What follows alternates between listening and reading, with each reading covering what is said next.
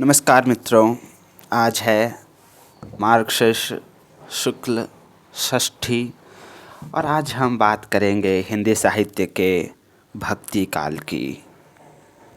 कैसे भक्ति काल के सगुण और निर्गुण भक्तों ने ईश्वर की उपासना की और उनकी क्या प्रवृत्तियाँ थीं। भक्त कवियों ने गुरु की महिमा को एक साथ स्वीकारा है।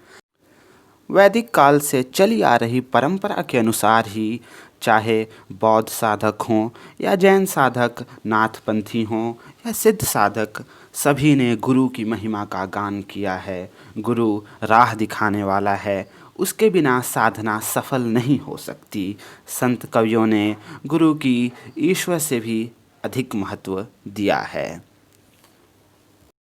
संत कवियों ने गुरु को ईश्वर से भी अधिक महत्व दिया है, क्योंकि ईश्वर तक पहुँचने की राह बताने वाला गुरु ही है।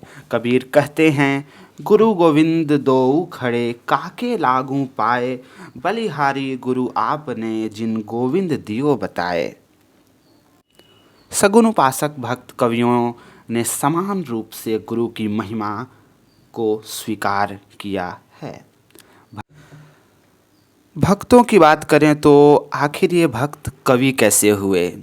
संपूर्ण भक्ति काव्य का अवलोकन करने पर हम आसानी से पहचान सकते हैं कि सभी भक्तों ने ईश्वर की भक्ति भावना, उनके मन में जो प्रेम, ईश्वर के प्रति भावना उत्पन्न हुई, उसी से प्रेरित होकर, अपने मनोभावों से प्रेरित होकर ही अपने उद्गार व्यक्त किए और यही उद्गार काव्य के रूप में प्रस्तुत हुए।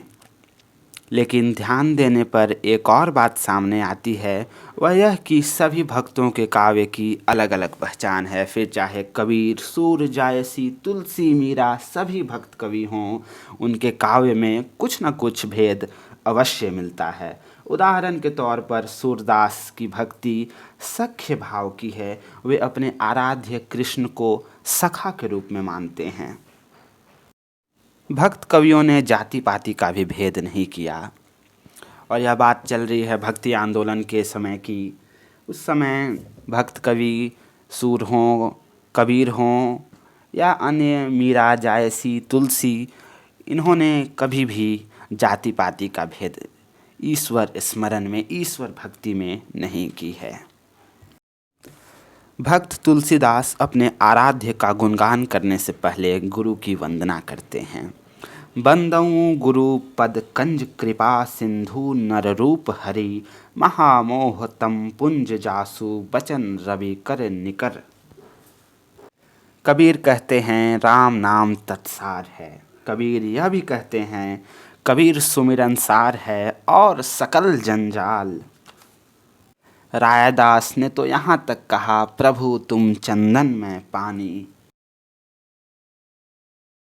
इन पंक्तियों के माध्यम से हमें पता चलता है कि भक्त कवि अपने आप में अहंकार नहीं रखते थे। वे अपने आप को कुछ नहीं मानते थे। जो हैं ईश्वर हैं, वही सर्वशक्तिमान हैं, उन्हीं के चलते सब कुछ है। प्रभु तुम चंदन में पानी।